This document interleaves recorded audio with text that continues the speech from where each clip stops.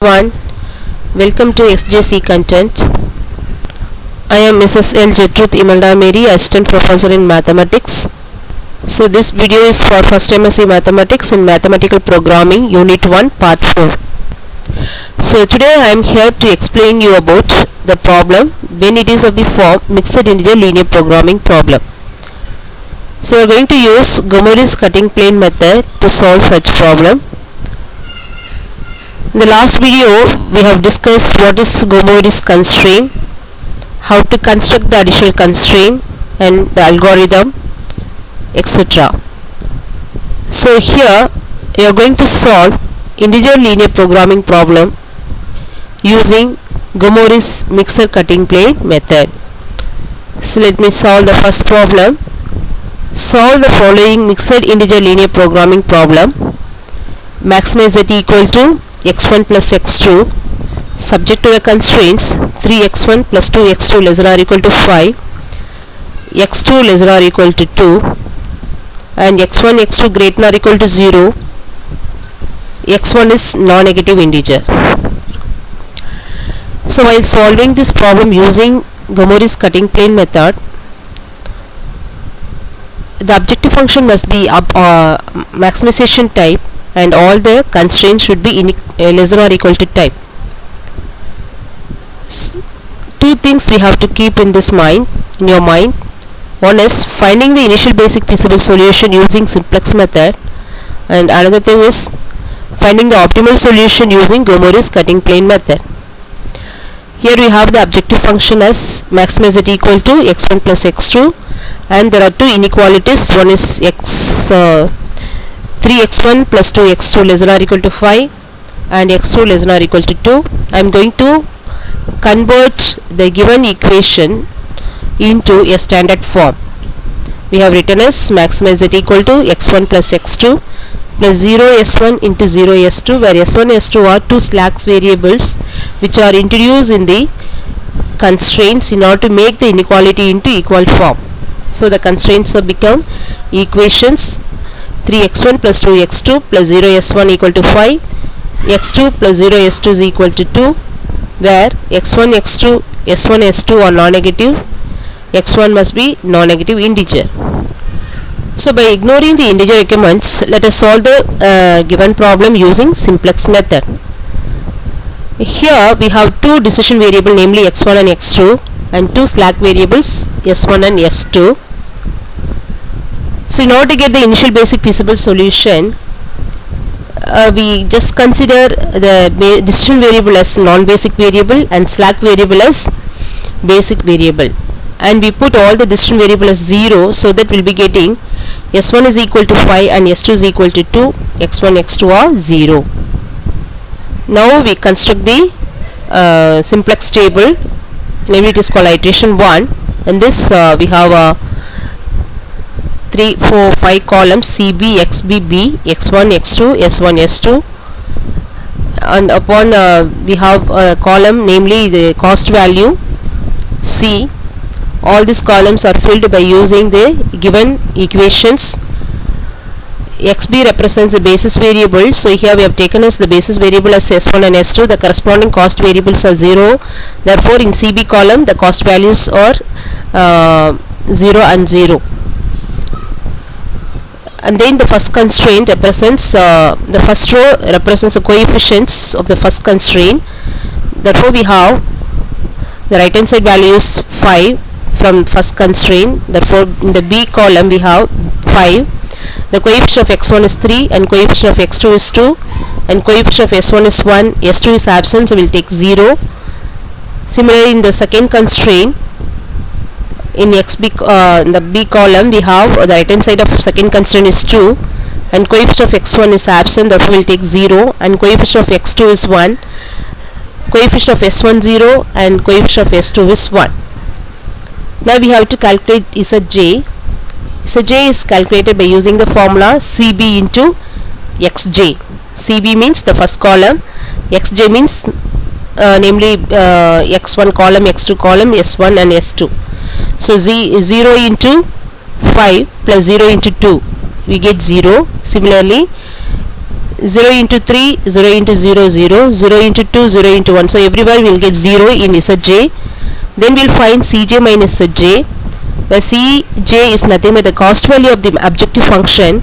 It is written in the top, namely C. In the C row we have 1, 1, 0, 0. 1 stands for coefficient of x1 and another one is coefficient of x2, and the cost value of s1 is 0 in the objective function. Similarly, the cost value of s2 is 0 in the objective function, so which is written on the first column, first row.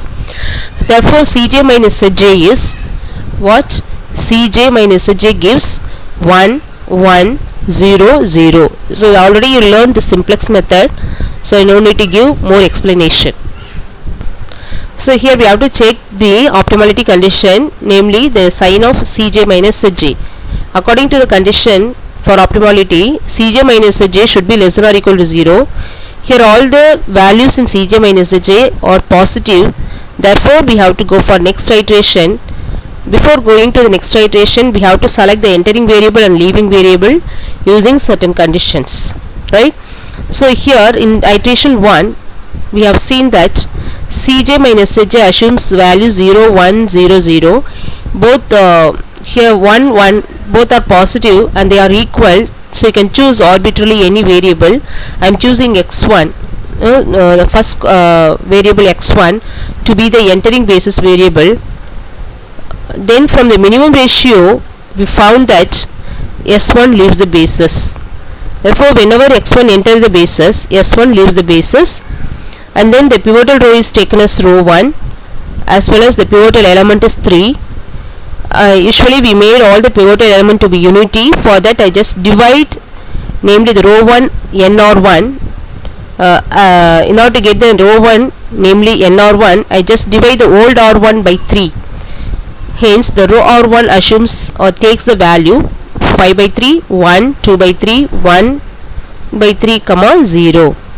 Then we have to find new r2, nr2, which is nothing but old r2, because the element, pivotal element in the pivotal column, namely it is 0. Therefore we will no need to transform the elements, we will take as it is.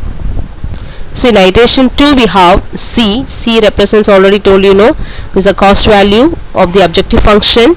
So the x1, x2, s1, s2 cost values are written here, and the first row, second row, that is nr1 and nr2 are taken in this or written in this table, right, in which we have found Cj and Cj minus Zj. So the usual procedure only. So we will find Zj as 5 by 3, 1, 2 by 3, 1 by 3, 0, whereas Cj minus Zj gives value 0, 1 by 3, minus 1 by 3, 0. Here all Cj minus Zj is not greater than or is not less than or equal to 0. Hence we have to move to another iteration. For that also we have to consider the leaving variable and entering variable. Here x2 is the entering basis variable because the most positive value is 1 by 3 in Cj minus Zj. Therefore the corresponding variable x2 will be entering the basis, will be considered to be enter the basis. And when you find the minimum ratio using the formula xb by x3, x2, we get s2, the variable s2 has become the leaving basis variable. Therefore the pivotal row is taken as r2, row 2, and the pivotal element is already 1. Hence in order to move on to the next iteration, we have to transform the each row. For that we need to calculate this we have to follow this formula to get the new r1 and new r2. So new r2 will be old r2 only because the pivotal element is 0 in this pivotal column, whereas new r1 is calculated as old r1 minus 2 by 3 into nr2. So that we get, that is 1 by 3, 1, 0, 1 by 3, minus 2 by 3. So when you move on to iteration 3, here we get we fill all the columns using the previous calculations or previous elementary transformation, in which we found that Zj is 7 by 3 1 1 1 by 3 1 by 3, whereas Cj minus Aj is 0 0 minus 1 by 3 minus 1 by 3. I forgot to tell you, actually there's a basis variable. Usually you are getting here are x1 and x2, right? So in this case Cj minus Aj assumes only negative value. Therefore we conclude that this solution gives the optimal solution. So though all Cj minus Aj less than or equal to 0 and the optimal solution is we obtained, but it is not an integer solution or required solution. Therefore, because the restricted basic variable x1 do not have an integer value, so we have to go for Gomory's mixed integer cutting plane method. In this case, we have to choose the row 1, namely x1 is present in row 1. Therefore, row 1 is chosen as the source row to generate a cut. Here, row 1 can be rewritten as from the optimal simplex table. We write that as 1 by 3 is equal to x1 plus 1 by 3 s1 minus 2 by 3 s2. By removing the integer part, the above equation become 1 by 3 s1 minus 2 by 3 s2, which is greater than or equal to 1 by 3. Here the integer part is namely x1. x1 only, the variable x1 consists of the integer part alone, so therefore that is removed from this equations. When you remove any part from this equation, definitely the equation become unequal. Hence we get the equation as 1 by 3 s1 minus 2 by 3 s2 greater than or equal to 1 by 3. Here you are going to use a Gomory's mixed integer cutting plane method, so therefore we have to concentrate on each coefficients of s1 s2, right? So the coefficient of s1 is 1 by 3, which is positive. Therefore the corresponding fraction value f for j star is equal to 1 by 3, because namely s1 need not be or is not restricted to be integer value. Hence the fraction value should be taken as 1 by 3 itself, because f or j star is equal to simply a or j when a or j is greater than or equal to 0. Then the coefficient of s2 is minus 2 by 3. Since the coefficient of s2 is negative fractional value, therefore the corresponding f or j star should be taken in the form fr by fr minus 1 into a or j. Therefore here a or j is namely minus 2 by 3, fr is 1 by 3. Therefore we get f or j star is equal to 1 by 3 divided by 1 by 3 minus 1 into minus 2 by 3. After simplification we are getting f or j star is equal to 1 by 3. Hence equation become, namely the equation star become 1 by 3 s1 plus 1 by 3 s2, which is greater than or equal to 1 by 3. That means what we have done is we have converted all the negative fractional value into positive fractional value, and we removed the integer part in order to get the pure integer mixed integer solution. Therefore this equation, namely 1 by 3 s1 plus 1 by 3 s2 greater or equal to 1 by 3, can be rewritten as by multiplying minus sign. We have minus 1 by 3 s1 minus 1 by 3 s2, which is less than or equal to minus 1 by 3. Since you are multiplying both sides by minus sign, therefore the greater than inequality become less than. Now this is one of the inequality, namely it is called Gomory's constraint. Here you are going to introduce a Gomory's slack variable, namely it is called non-negative slack variable, Gomory's slack variable. Therefore this equation, namely minus 1 by 3 s1 minus 1 by 3 s2 less than or equal to minus 1 by 3, is written as minus 1 by 3 s1 minus 1 by 3 s2 plus sg1 is equal to minus 1 by 3. So this is equation A. Here equation A is called Gomory's cut or Gomory's mixed integer constraint. After having constructing the Gomory's constraint, we must add this constraint to the optimal simplex table in order to get the new solution. Therefore we add this constraint to the bottom of the optimal simplex table, and it is solved by using dual simplex method. After adding this Gomory's constraint to the bottom of the optimal simplex table, we get iteration 4, which is shown here. We have 3 rows now because the new constraint is added here, namely sg1. The corresponding coefficients are written in here, and zj values are calculated as usual. Cj minus aj also found here. where Cj minus J remains same, they takes negative value only, but the corresponding variable x1 do not assign the integer value. Hence we have to prepare another iteration. For that we apply dual simplex method. Using dual simplex method, we are going to find the leaving variable as well as the entering variable, basis variable. In this iteration 4, we found that namely SG1 assumes a negative value. Minimum ratio in XB column is what? Minus, actually it is minus 1 by 3. Hence the corresponding row variable is SG1. So we decide that SG1 is the variable which leaves the basis, and then we must find the corresponding entering basis variable. For that we use the formula minimum of Cj minus Cj divided by y3j, because third row we have chosen where this y3j must be strictly less than 0. That means we have to take only the negative value. So this formula is applicable for negative value.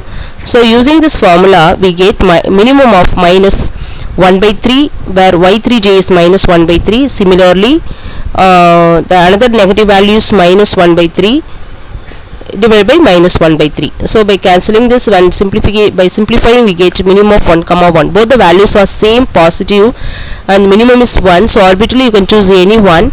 I am choosing arbitrarily namely that S1. Here I choose S1 to be the entering basis variable, and SG1 will be the leaving basis variable, and therefore R3 is the pivotal row. So if the R3 is pivotal row, and you can say that minus 1 by 3 is the pivotal element, and therefore I just want to transform the rows values, namely R1, R2, R3, in order to go to the next iterations. Here R2 will remain as it is.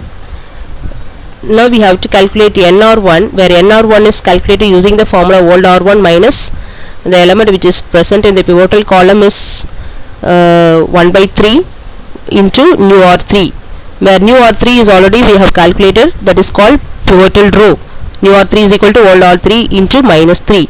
We get 1 0 0 1 1 3.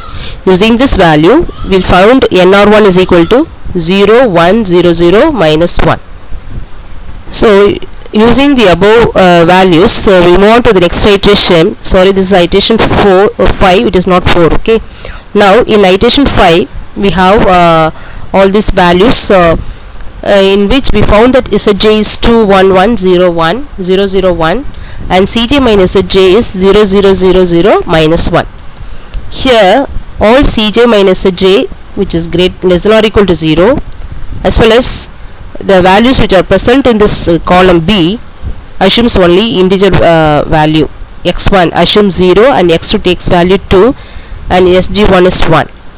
Therefore we conclude that all Cj minus Cj less than or equal to 0, and all the restricted basic variable namely x1 assumes integer solution. So we reach the optimal integer solution. Therefore maximize Z is 2 when maximize Z is 2 when x1 equal to 0 and x2 is equal to 2. This is the required optimal solution for the given mixed integer linear programming problem. So thank you for watching this video.